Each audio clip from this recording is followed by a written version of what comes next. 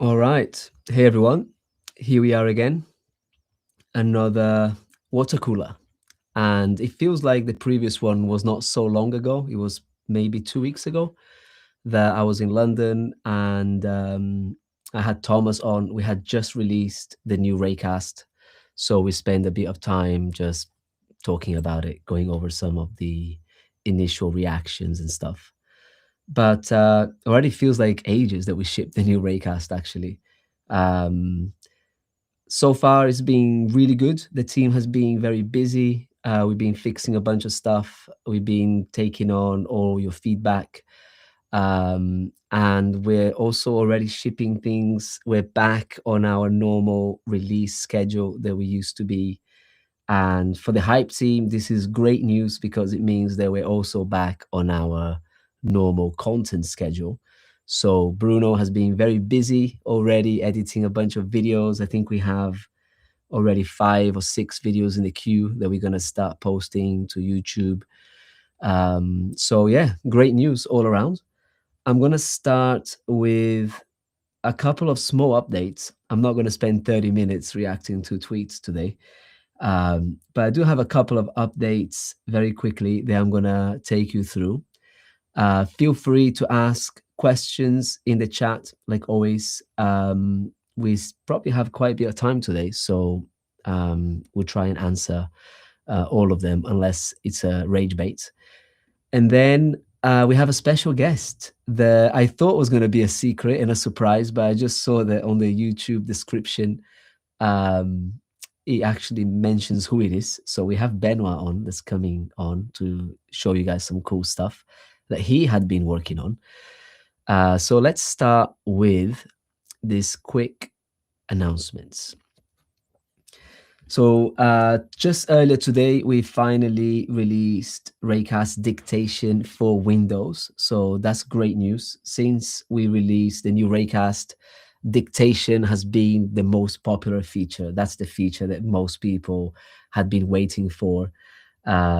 We've received amazing feedback about dictation, and it's great. I've been using it a lot. I'm using it in so many different ways. I've got my hyper space as my main hotkey. I also have my foot pedal, which is under my other desk that I'm using. I have the wheel button on the mouse that I also hooked it up using Carabiner. And so, yeah, it's been pretty cool.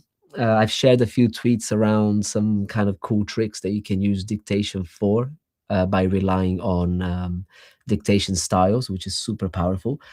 And we're going to make a video about dictation where we can share so many tips and tricks that you can use it for, how you can use it, which hotkeys we recommend, etc. So it's great that it's now available on Windows. So if you're a Windows user, give it a go and let us know if you like it. Oops, let me get out of my DMs here. And next up, we also released this today, which is basically now if you have a Raycast team or an organization, you can now share all of your AI agents, your AI commands, and your dictation styles with all of the members of your team.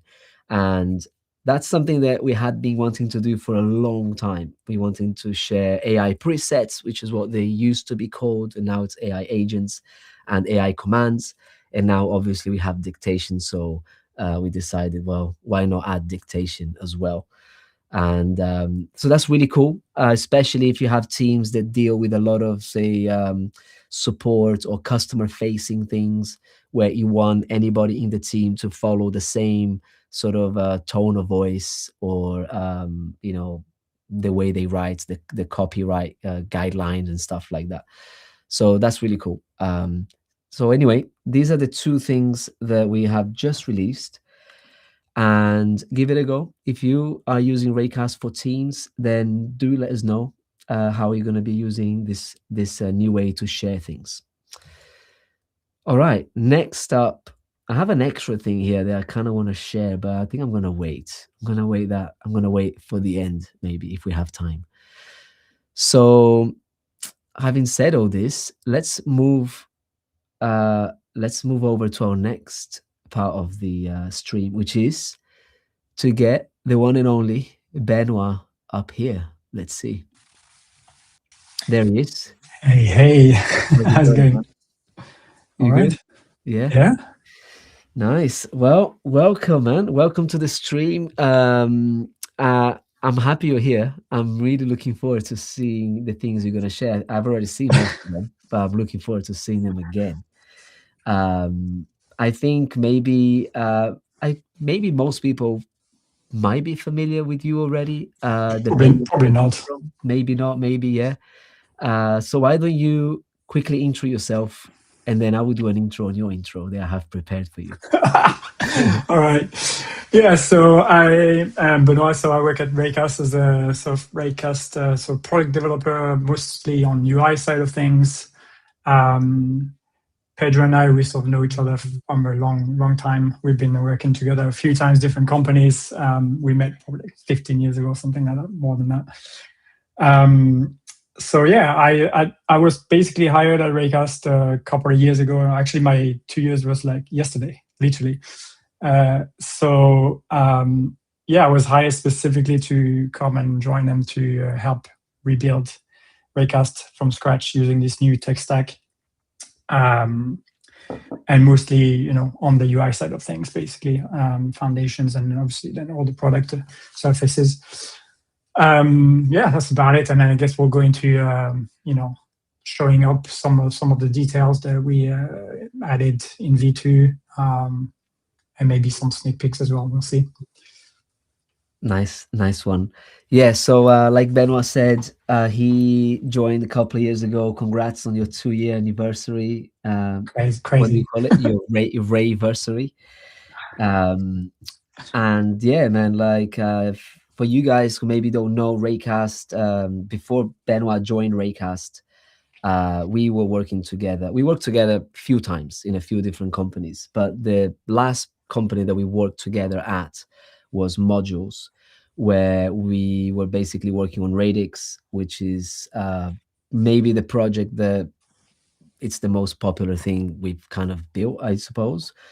Yeah. So we were working on Radix, and Benoit was one of the main engineers on there alongside Jenna, a few other people that kind of worked on it. But Benoit and Jenna, I think, were the ones working on it the longest.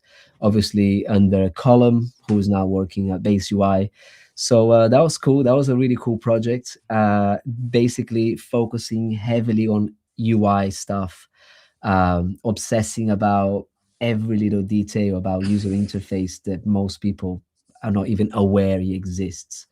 And so when we decided to rebuild Raycast, obviously the first person that came to mind to focus on building the best UI that we could build was Benoit. And no, we don't use Radix internally, before anybody asks. No. It kind of No. doesn't really work in the context of the app that we're building. It's all But yeah, custom. man, Yeah. it's a pleasure, and I highly recommend that if you meet someone that you work with and you get on with and you work well together, you should keep working together, because Yeah. that's a really great way to continue building cool stuff. And here's a photo of us when we worked together. I think this is like maybe 11 years old. I think this photo is. Yeah. We look like babies. Look at that. It is young, man. It's a good photo. It I is. really like this one. And so anyway, this is a little intro, and I'm very happy that you join us, and I'm really happy that all the work that you've put into contributing to the new Raycast is now live and people can actually use it. I think like that's when it really feels great. Yeah, it was like kind of crazy to be working in the shadow for so long, because it's a big project, right? So especially right after, coming off the bat of working on Radix, which was heavy on the public side, right? It's like completely open source. So Yeah.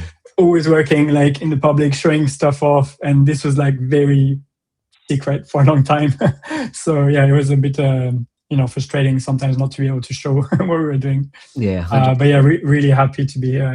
Yeah. It is kind of, it's funny because, when we obviously, separated at some point, worked in different companies, and then you were like, oh man, you need to come and like work at Raycast. And obviously I love the product. For me, it was always like, oh, it's so great. but I always thought like this is not my expertise. Like this is like Swift based, like I work on UI, but mostly like web UI, right? And for many like months, years, whatever, you were kind of like trying to get me. I was like, yeah, but it's not the right thing. And one day you were like, oh, I think we have the perfect project for you. I was like, okay, let's hear it, And they told me a bit about the background. I was like, oh my God, this is like right up my alley. This is perfect. This is my dream job, basically. So this couldn't have been better, really. Exactly, man. So that's a great moment to, share your screen and maybe show everybody some of the little UI details and polish that you've been focusing on. Yeah, sure. Yeah, we can probably show a few things. Are you sharing the screen now? Yeah, let me add it to the stage here. One sec. Yeah. There you go. Sharing the main Raycast Front End. Let's go. Can you see it now? Yeah. Yeah.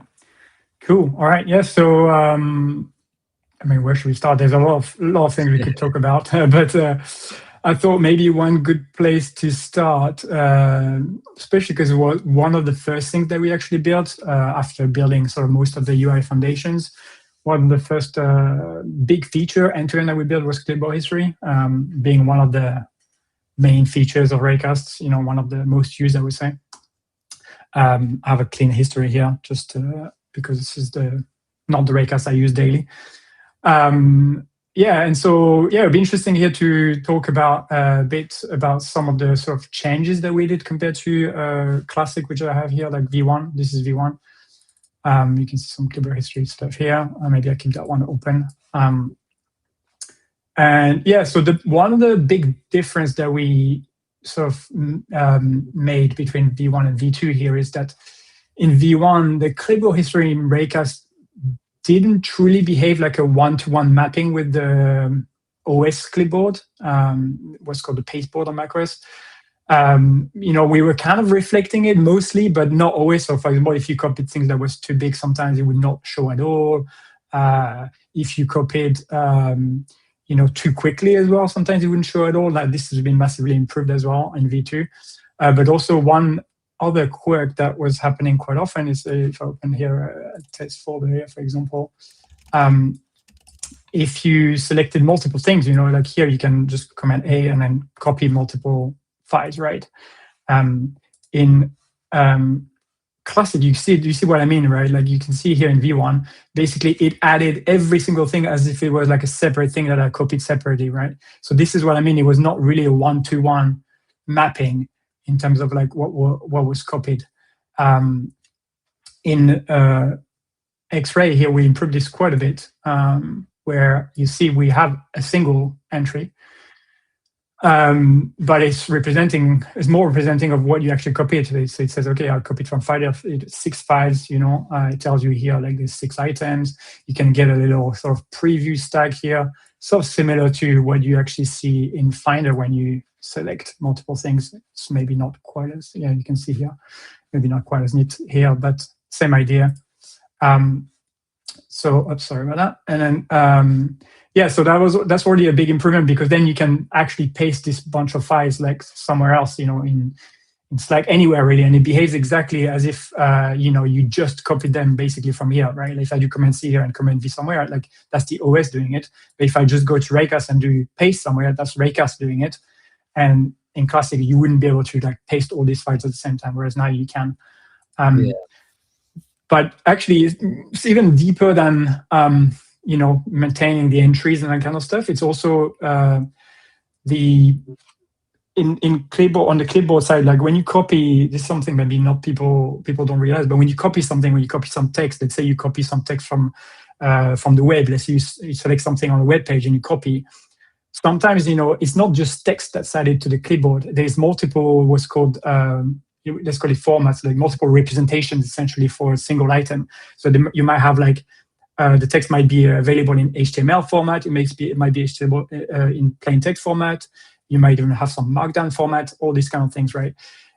In Classic, like we didn't really sort of like take care of that. You can see like everything was basically mostly plain text. I think we had one case which was RTF, which was like formatted text for macOS basically.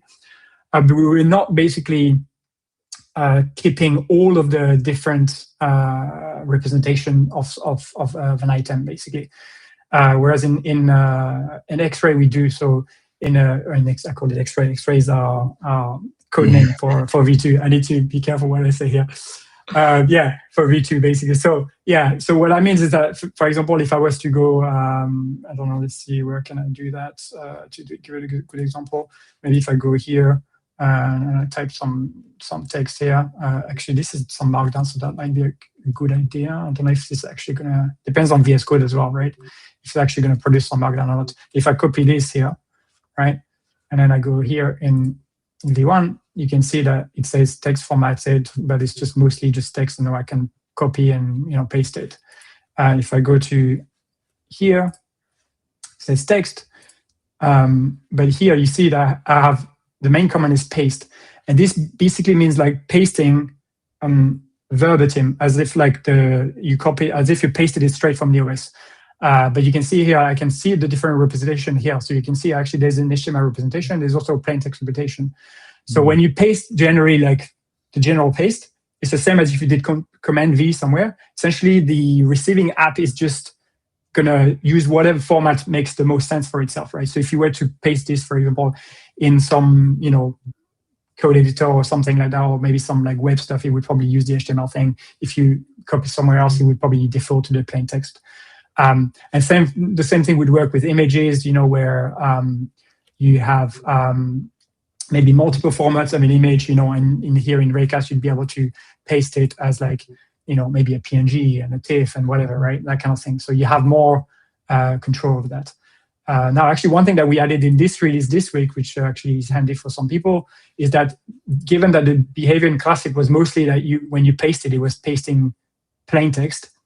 Some people, when they moved over to V2, were a bit confused about the new behavior, because even though it behaves more so like the OS would behave, people were like, why it doesn't behave exactly the same as Classic? Because in Classic, it would just paste plain text. So some people were confused about that. So we've actually added a setting just in this new release on the clipboard history here, where you can prioritize pasting a plain text here if you want. And you see that if I do that now, if I turn that on, you can see that this is not the primary action. And the opposite action is not the general paste, right? So you can still have access to everything, basically. This is a great example of how, like, it doesn't matter what's the OS default. Sometimes it matters like what has been the V1 default. That's what people get used to. I got tripped on a couple of changes that we made in the clipboard history that we talked about yesterday, remember? Yes, exactly. It's crazy. It just shows how much people rely on Raycast, because a small change like that, man, people pick it up very quickly. Oh yeah, for sure. So with all that, basically the clipboard is much more kind of like one-to-one with the OS, and it's like even in the way we represent information in here. For example, if I was to like copy one by one separate things here, right? And then we go in here, like the way we show content here basically is less dependent. Like in Classic, in V1, it was very dependent of like the type that is being assigned. So if it knew, okay, like this was an image, so it's been assigned the type of image, that's why you find it in here, for example, right? So based on the type of image, because it knew it was an image, it was trying to represent it here as an image. But now in V2, because there's all these potential formats, it's much more driven out of the actual formats that are inside of the entry. So you might actually see differences in what and how we represent the data in here, And it also gives us much more control to do some cool stuff later down the line if we want to implement, representing some specific MIME type in a different way. Like you could imagine, like some 3D program or something that has some like specific MIME type, and then we're able to maybe show a 3D model in here. Like we could do it. We could do a lot more things basically with that in mind, with all the data that we have now. So that's kind of more for the long term thing, but it's interesting to know either way.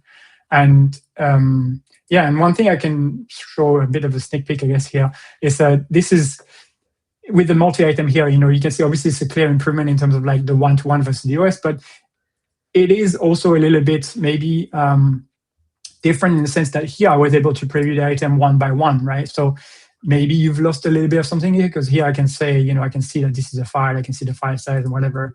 I can see more details about each file basically. Whereas in V2. Now I just see, okay, it's a stack of files. It's what I copied. That's fine. But I'll show you a POC that I actually revived for this stream, something I did almost like 6 months ago, actually, when I dig down that branch. So this is something we'll probably bring at some point.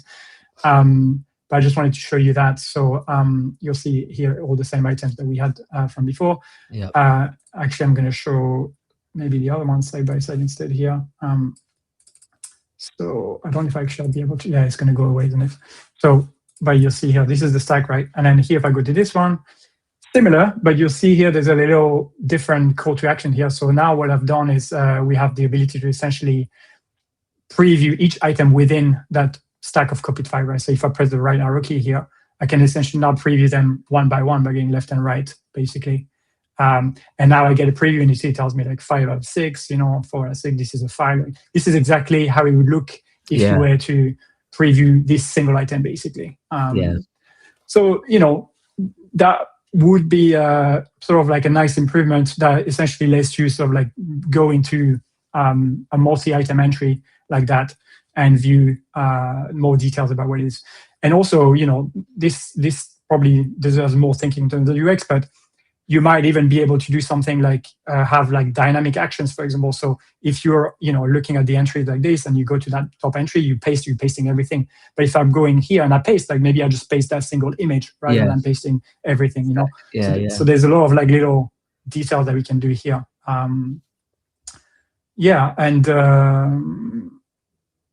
So this is kind of cool.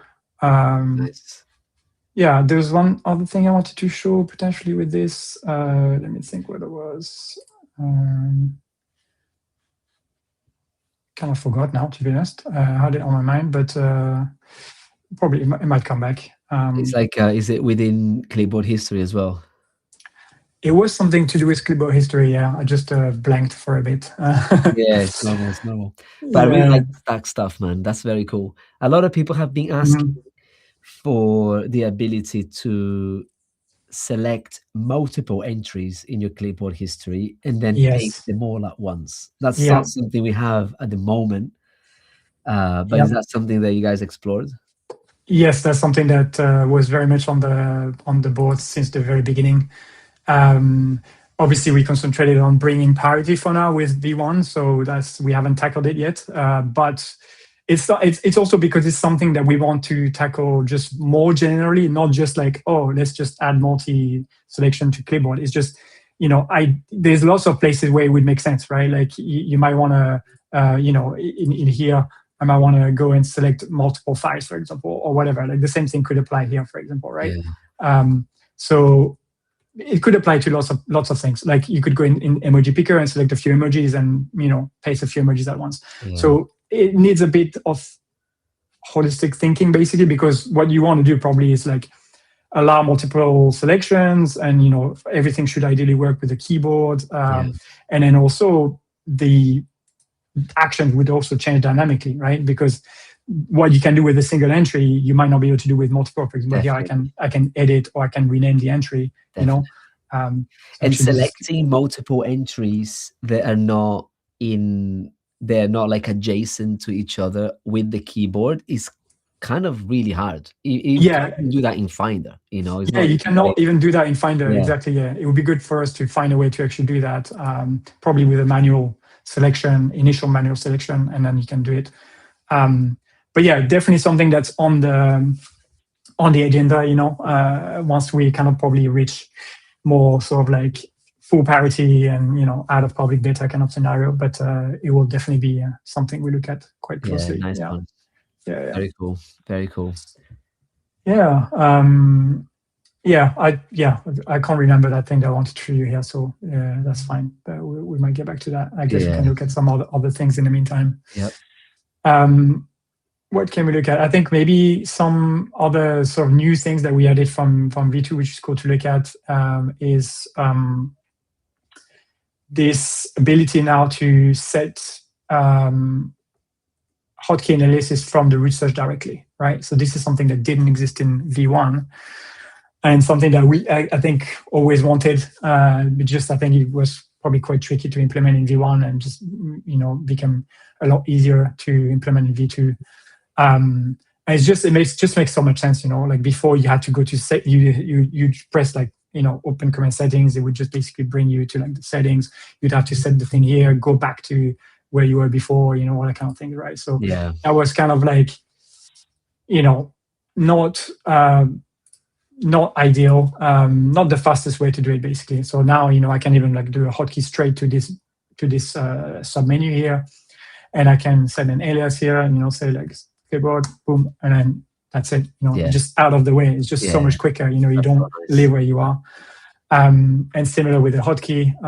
Actually, let me favorite that because I was going to move around because we don't prioritize those. Oops, sorry, I just pressed the wrong thing actually. Yeah. And so here, same thing. If I want to say, I don't know, let's just do hyperkey 7, so I don't clash with anything else. Hyperkey 7. Some random thing. Just because I have too many hotkeys between different versions of Raycast. I have like 4 or 5 different. Oh, we now detect hotkey conflicts, which we didn't before. Yeah, we do as well. I mean, we did. Didn't we do it in Classic? I think we did it to some extent. Now we do it, and we tell you what's. We tell you what command and that kind of stuff. It's a bit more detail. Yeah. So, and there's a lot of detail here, like from a lot of additions. So here I've done like hyperkey 7, but you notice that some keys are still kind of editable. So here I can switch to what's called key equivalent versus layout independent. So essentially the default is layout independent, which means like the physical key location. But if you really, care about, maybe you use multiple layouts or something like that. So you use multiple languages and you record, I don't know, like hyperkey C. Oh no, I don't really use it for something else. So that's exactly why I use the number, you see. So let's do hyperkey, I don't know, man. Let's do hyperkey J, probably not used. There we go. Right. So this means like the physical key where the J currently is on my keyboard, right? The physical location that I've just pressed. And if I was to change, if I was to change my keyboard layout here, I can change lots of different keyboard layouts, right? You can see that this still say that, right?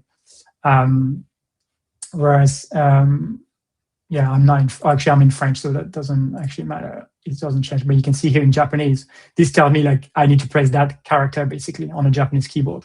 So we're able to show you essentially, which I can change like this actually a bit quicker. Yeah, there you go. Now we can see it happening live. If I change between like Russian or Japanese. Is English, right? And it changes because it represents the letter that's currently on the physical keyboard at this location, right? Whereas if I was to record it as a key equivalent, meaning here I make this now means like I have to press J every time, regardless of which keyboard layout I use, right? If I switch to like French or whatever, the J might be in a different location. I would have to press this different location, right? Yeah. So it's just something that some people asked, mostly like power users and people that use different keyboard layouts and that kind of stuff. Yeah. So we've added that, and then we've also added more control over things like modifier size as well. So here, if I was to say, I don't know, let's do command, for example, because that's another one that you can do. Now you can do double taps as well. There's also different types of hotkeys you can actually, that's something to look at here. We actually show them here. We have a little thing that shows you like all of the different sort of type of hotkeys that you can record, like there's double taps, single step, all these kind of things, single really nice. Yeah. And then we also were thinking about bringing multi-steps, right? This is something that we actually have as part of our infrastructure. It's already kind of there. It's already working. We just haven't like done the whole UX for it. But that's something that we'll bring at some point where you're able to do, for example, Command K, and then another thing after like Command K, Command B, or whatever. Yeah. Right? So that will enable something that when we did the What's in My Raycast with Max yes. Stoiber, he was going on about his mental model for all of his hotkeys, which he maps through Carabiner because it's more powerful, right, in that sense. Yeah.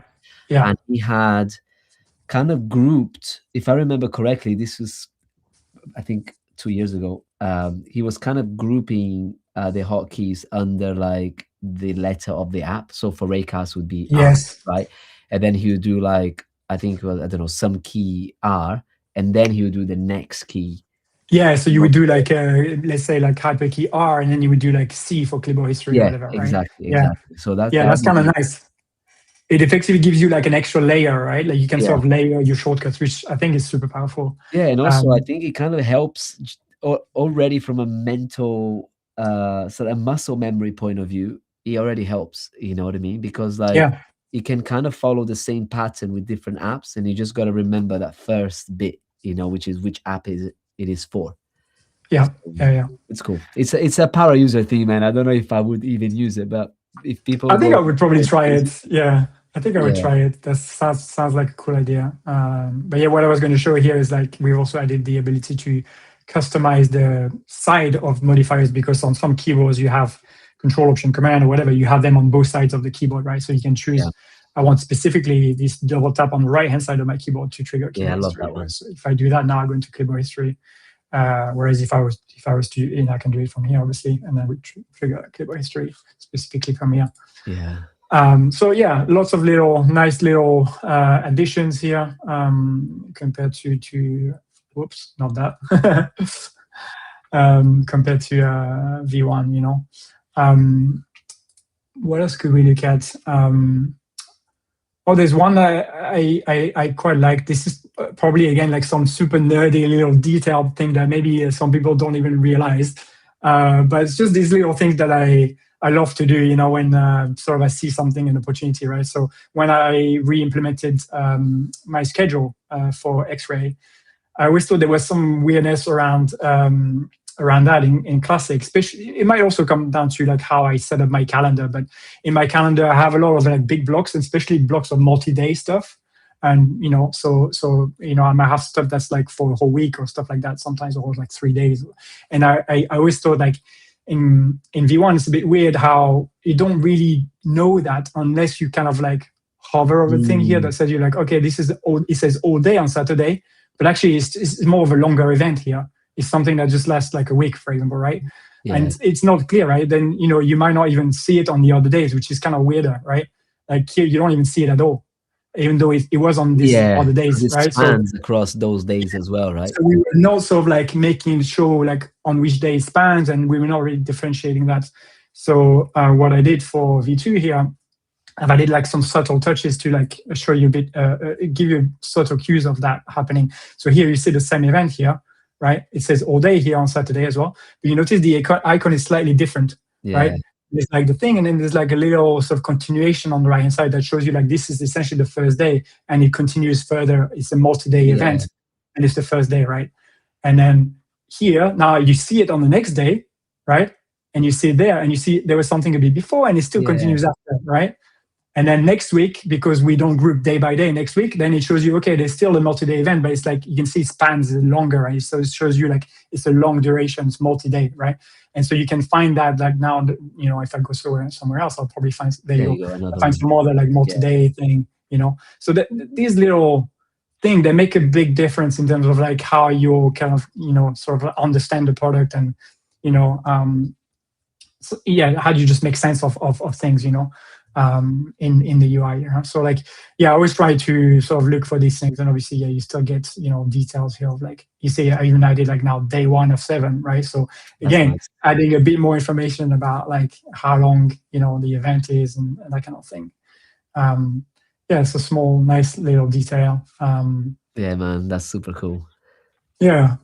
I don't know if you have any other things that come to mind, but that's kind of already a good sort of good little selection. There's a lot more probably, but it's hard to remember. After like building for like a couple of years already, all these things you tend to remember all the more recent things. I Well, have yeah, to and kind of also in a way, a lot of things we take for granted, right? And then also there's yeah, a lot yeah. of other stuff in Raycast that you didn't work on as well. Like at some Of course, point, yeah, yeah, it'd be exactly, great to yeah, get yeah, Michael on. He can talk about settings, which had like a complete refresh. yeah. Like an example of something is like, um, yesterday we raised a question about the sidebar in AI chats, Hmm. and we were talking about it internally, and a while longer, like later after what 30 minutes or so, you look at the Slack thread, there's like over 100 replies between I me. think, yeah, we got to almost 200 in that one. It's almost 300 replies, right? Oh And my it's God. just like, I was thinking about it today, and I was like, man, that's crazy, because like at a glance, it sounds like, or it seems like a really easy problem to solve. Yeah. The problem, like, just to kind of, it's hard to visualize I can because show it actually. you I can have it show that running. as well. I have it. Yeah, I have it Yeah, running as well. So maybe show it that way you yeah, can yeah. people can have some context. Yeah. So this is basically sort of like production, right? It's and you can see how it was behaving before. But basically, we had this thing where you would sort of jump around, and you could like jump in folders, and if you were to like collapse a folder, the item was still outside, which was kind of always odd. We were trying to sort of maintain that thing. I don't have many folders here on that one, so it's hard to represent, but it was always a bit odd, and you could not navigate very easily with jump sections. If the section was collapsed, it would completely jump them when you're trying to navigate like up and down, basically. So that was kind of confusing. So yeah, we did a lot of improvement on that. So I can show you. This is in development here at the moment. So yeah, so here you can see that you saw it here already, right? So here I'm inside pinned, and I'm navigating up and down, and you see that here I'm inside personal folder. But we don't see the selected chat outside of personal folder, right? Now it shows you that something is inside that, and I can continue to navigate. So, and I can also collapse the items now using left and right key, like you normally do with a tree view kind of thing. Yeah. So now it's much more keyboard friendly. Basically, you can go up and down and do that, and it behaves kind of how you expect it. There's other things, like for example, we have this thing where we don't want to load too many chats, basically, right? So you can load more, but if you happen to select a chat that's like too far down, when you collapse the folder and reopen, before it would sort of like reset that state, and then that chat would be left alone, like outside separately, even though it's not kind of connected anymore, right? So now it actually shows you like it didn't reset the state; it's still there. If I was to, go select somewhere else or whatever, then it will reset back to show more because you're not in that lower range anymore. Yeah. And then there's more details, for example, because you could also like search that chat. Let's just say, what's it called, like collaboration guide. These are all dummy chats, by the way. If I was to search collaboration guide, and then I find it through search, and I press enter, right? And now I open. Well, the chats haven't been preloaded, so now we actually show you okay, we found it, but there might be some of the stuff in the middle that we haven't loaded, right? So again, it's just being clearer in terms of like the expectations, right? Like. So all these things are kind of like important, to the product feeling good, like this, like the sidebar here feels much better. The fact that you see the folders being highlighted like that, and 100%. the navigation working, it just feels right, And also another cool thing is that there's no animation anywhere, I spend, when we were all talking about it, we spent so long obsessing about every little decision here that even when you demo, I don't even think it does it justice, like the amount of like effort that goes into like figuring out the right pattern for this. So then what do we naturally do? Like we go, okay, let's see what cursor does, let's see what codex does, let's see what all the other chat apps do, because they all have a sidebar, right? You start looking and you start trying to replicate these edge cases, and there are problems in all of them. Say that it's not an easy problem because they have much bigger teams than we do of people working on these things, amazing designers, engineers, especially for cursor. And there's still some kind of little bugs and edge cases of like, when you select a chat that's outside of the visible range and stuff like that. It works weird actually in codecs. It just shows that like, these things, sometimes they seem so much simpler on the surface than they actually are when you get into the weeds of it. So I'm really happy with this, man. I think this is it's good. Good improvement, for sure. So we always look for obviously these kind of opportunities, like anything that we can do to improve the usability of the app, basically. And this is the beauty of us kind of like using the product all the time, like you saw, I have one Raycast, I have another one here, I have another one here, I have another one here, I have another one here, I have 5 Raycasts, right? So this gives you an idea of how many Raycasts we use, right? That's crazy, man. I have 3 and I'm like, that's enough.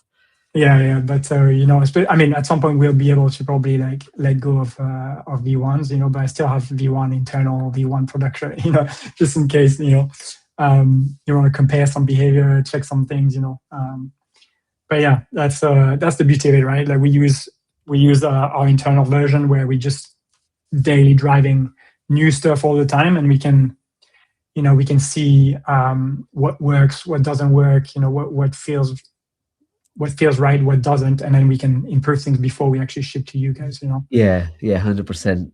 Yeah. Comparing comparing Raycast AI to Cursor is a bit unfair. It's not a one-to-one comparison because Cursor has a slightly different sort of UX. tree structure than we do. They have like slightly different concerns and stuff, but there are some things that in terms of usability are very similar. Like you have folders inside, you have collapsible folders, and then you have the chat entries inside of that, and they also truncate some of the entries, and so you can kind of look at some other tools and see how they do it. You don't always have to be reinventing the wheel. In fact, with all the experience that we have, like building primitives in Radix and stuff, oftentimes you don't want to be reinventing these patterns too much. You just want to make sure that the edge cases are kind of handled, and sometimes these things get you kind of oversee them a little bit. Yeah, and a lot of it is just about does it feel right to use? That's the thing. Like it comes back to that all the time. But like it's a bit of a up in the air thing. It sounds like that maybe, but it really is that. Like when you worked on products for I've worked on products for over 15 years now, right? So you get used to all these little things, and you can pick up on them very quickly, and you're like, okay, yeah, this doesn't feel right, and we need to make it better.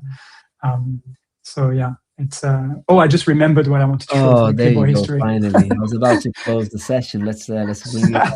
It's a small thing, but it was related to the multi thing actually. Yeah, because what I wanted to show as well is that it's not, the classic multi item entry is obviously multiple files, because that's the most common use case that a user can create, right? But programmatically, any app could put stuff on the clipboard and actually create multiple entries as well, like multiple items in a single entry, right? And even some apps sometimes might do that when you copy something. And so I wanted to show a use case of that, because that shows you also like what's sort of like what we're currently not really handling really well in V1, and also not in V2 very well so far, and that this would improve what I showed today. So for one specific use case that I just found here, for example, in Xcode, if you go here and you copy some warnings here, if I just copy this, it looks like I'm just copying text, right? If I go to V1 here, you can see that it actually shows only the first one, right? It didn't really work. It just shows the first warning. It lost the other one somehow, right? Yeah. And in V2 here, it's a bit better. It shows you here that there's actually multiple things, but we're not currently able to represent it, because currently we only handle the case of like multiple files, because that's a common use case, right? Of users creating this type of entries. But you can see that this can happen, and this can happen in all sorts of situations. Like programmatically is even probably more, recurrent, right? But this is a bit of an issue here, right?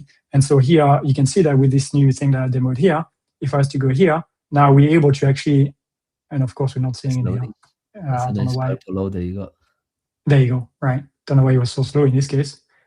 Something to do with how the clipboard history was loaded here. But you can see that, we're able to see the logs one by one, basically. Because it just so happens that Xcode, for some reason, when you copy here, instead of copying the text being concatenated, basically, it just creates multiple items. Right. That's just what happens. Man.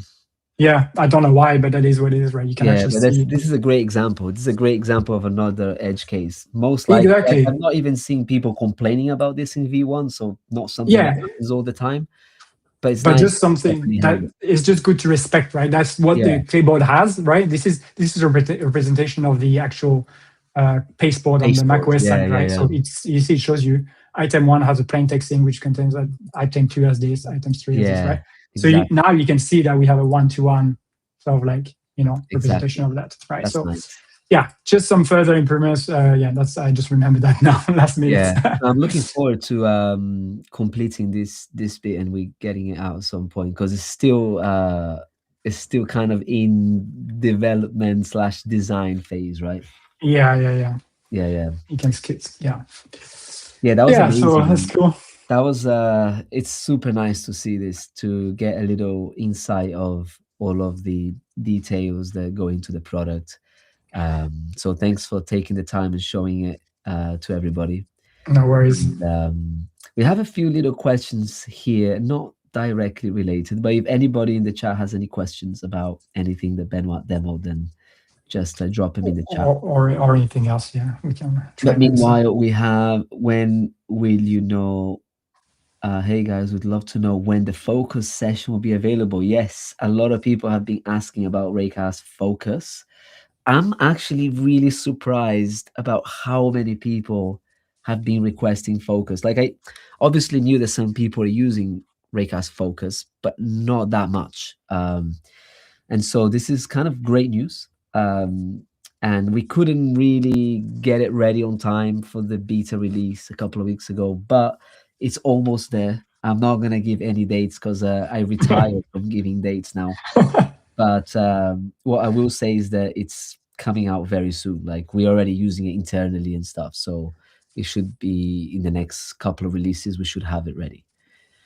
Um, Yeah. any plans on when Raycast X path will be replaced with Raycast? Yes. So uh, a few people have brought this up. We are aware of it. Obviously, right now, if people are running both, V1 is using the the Raycast protocol, so V2 is using a different one.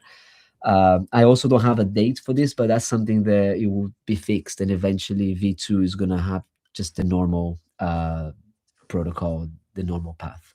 I don't know exactly when, but that's something that we're definitely gonna do. Um, any updates on Glaze? I switched to Mac because I wanted to play with it. Have you, Delhi 5150? If you're still here, have you actually got access to Glaze yet? Let me know in the comments. Maybe we can give you access. You can try it out. But apart from that, Glaze, any other updates? We will have some updates about Glaze very soon. So I don't want to do an announcement of an announcement. I've also decided that one, but we will have some updates soon. Um, I'm currently unable to set up skills, no matter what path I specify. The skill is neither used nor displayed. What am I doing wrong? Um, I don't know. I think the best thing to do is to use the send feedback command in Raycast. What I will tell you though is that just earlier today, I've been working on a skill and I installed the skill using this sort of like NPX skills way. And the way that I built that skill is that it installs in various different folders because at one point there was like Claude Code has its own path, Cursor had its own path, uh, I think maybe Codex had its own path. I don't know, but now they're trying to normalize it a little bit. So there is like a .agents path where you can drop your skills in there. But if you go to Raycast settings, then in there, if you go to the AI settings in Raycast, there is an option specifically for skills where you can specify the folders where you are installing your skills, and then Raycast should pick that up. So I think the best thing to do is hard to debug without really seeing what's going on, but it's to send feedback or maybe DM me on Twitter. I'll try and help you out on there. What else do we have? I would love to see Raycast extension support get added to Raycast. Oh man, that's tricky. There are some extensions that could potentially work because they're mostly dependent on APIs and stuff like this. Obviously, there are many extensions that depend on some OS related thing, which iOS being the way it is with their restrictions probably will be not possible to do. But there are some extensions that will work. For example, I think uh, things like search GIFs. I think now we have our own GIF search in there, but like the search GIF extension is an extension I use all the time. Technically, that should work. You're just searching the Giphy API or whatever and displaying them. But what would be cool is that you can have the same extensions, and if they do work, then they appear there.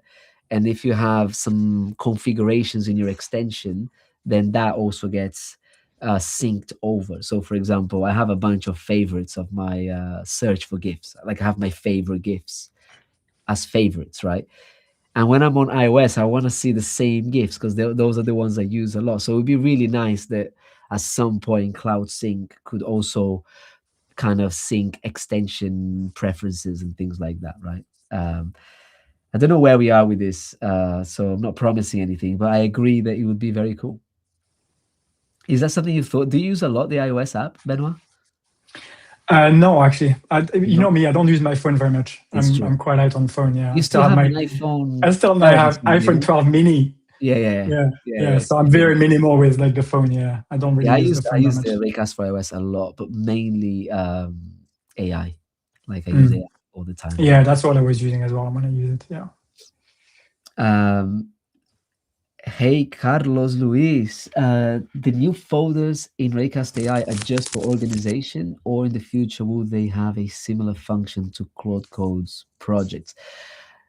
Right now, they're for organization. And if I understand your question correctly about folder, I think you mean that you can, like in Claude Code, you can sort of give a folder access to a directory in your system, and then from there you can kind of do things within that directory, right? So right now we don't do this. We have had some pretty cool prototypes of turning Raycast AI chat in a way that could serve a little bit more like almost like an AI coding agent. We explored a bunch of stuff, and I have been using Raycast AI quite a lot to basically do stuff on my file system. It's not restricted to a specific folder, but I find that it works very well. You just copy the path. I was actually doing that with this skill I was talking about, and it was basically just writing stuff to the file system from there. But no, at the moment, you cannot use folders to sort of like limit the scope of your file system, if that's what you mean.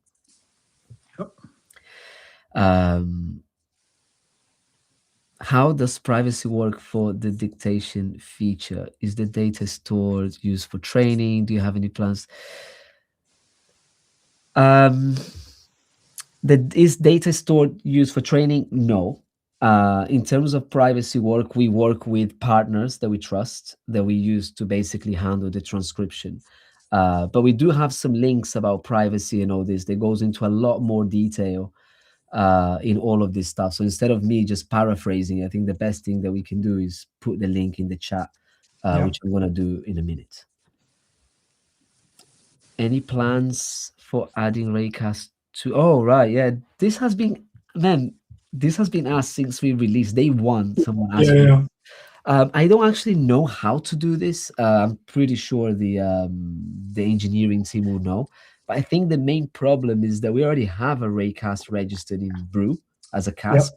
So I'm not sure that you can have both. I think to have both, we need to have like Raycast V2. We have to have a different name, which I'm not sure we want to do that, because eventually Raycast V2 will just become Raycast. Yeah.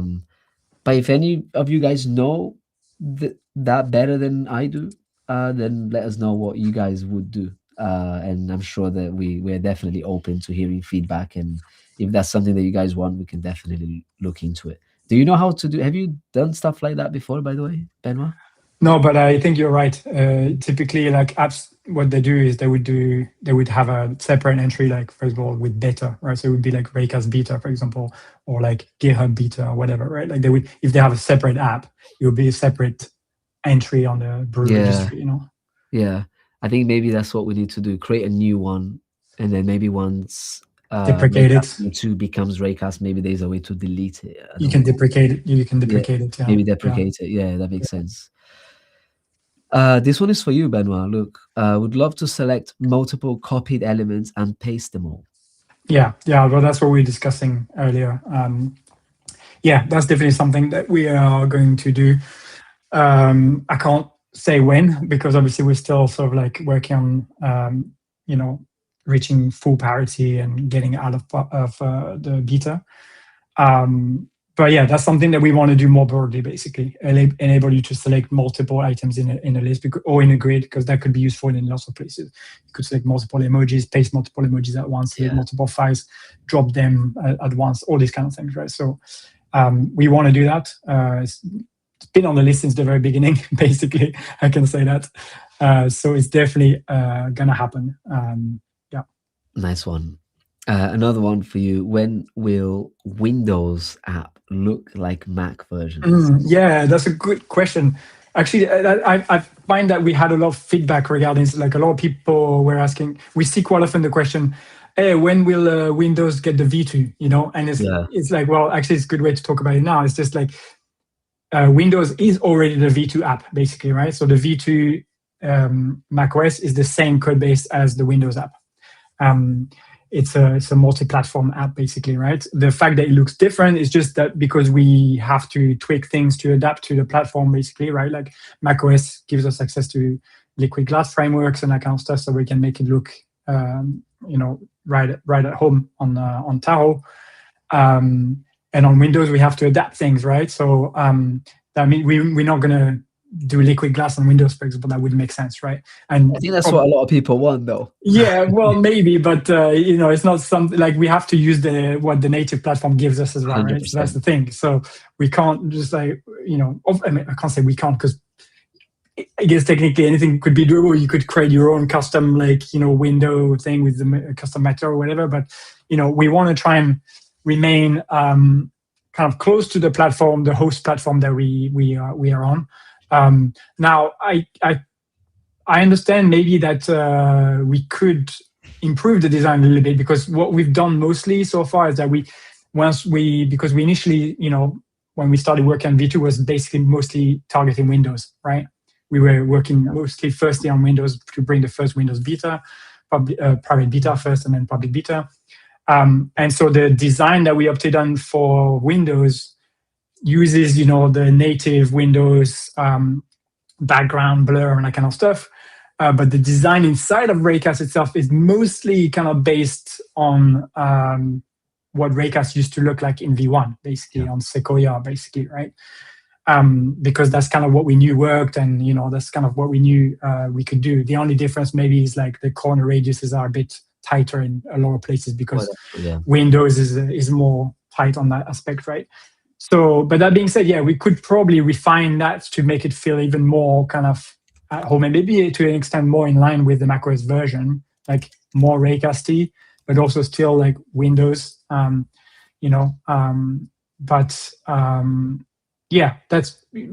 basically, don't expect liquid glass, but we could, I think, probably do some tweaks to make it feel a bit closer to, a family of apps, basically.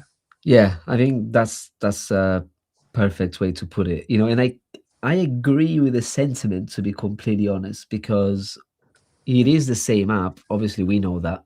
But when you look at them, it doesn't really feel like it, because we've got, V2 Mac OS looks so shiny, there's different patterns there. But I do agree that we could, and we probably should, try and make some visual improvements for Windows, because like when we talk about making it feel at home, it's kind of respecting the operating system's already defined patterns and visual styles and stuff, which for Mac OS is usually very nice, right? Yeah. Whereas for Windows, first, they don't have such a strongly defined visual pattern. Like things are kind of not as consistent, I would say. And also, maybe I'm a bit biased here, but it just doesn't look as good. So maybe there is a chance there that we could have slightly more opinion when it comes to the design, while it still feels like Windows.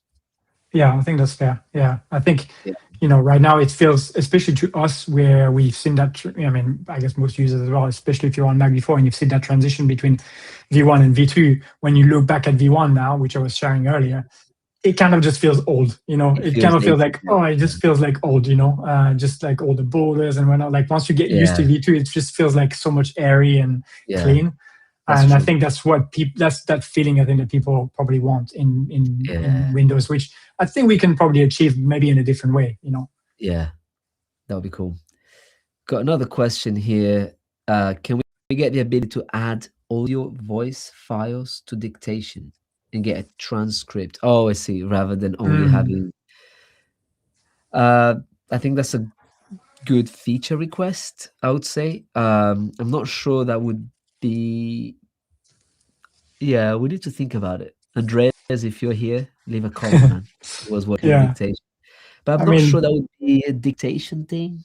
It feels it's that's more of a more like transcript feature. it's Yeah, more like a transcription feature where you it's the same can technology, I guess, but yeah, it would similar technology. probably would Uh, call it something different. yeah, I'm pretty sure there are already a bunch of extensions that can do that in Raycast. I haven't checked, but Might pretty be. sure there would be some. But that's a good feature request. As always, send feedback. We've got the command there exactly for these things. So that way, when you send us feedback through that command, we can track everything internally. We can keep you up to date with progress and stuff like that. So that's the best way to give us feedback for sure. Um, what else? Let me see if I went through all the questions. Oh, what's this one?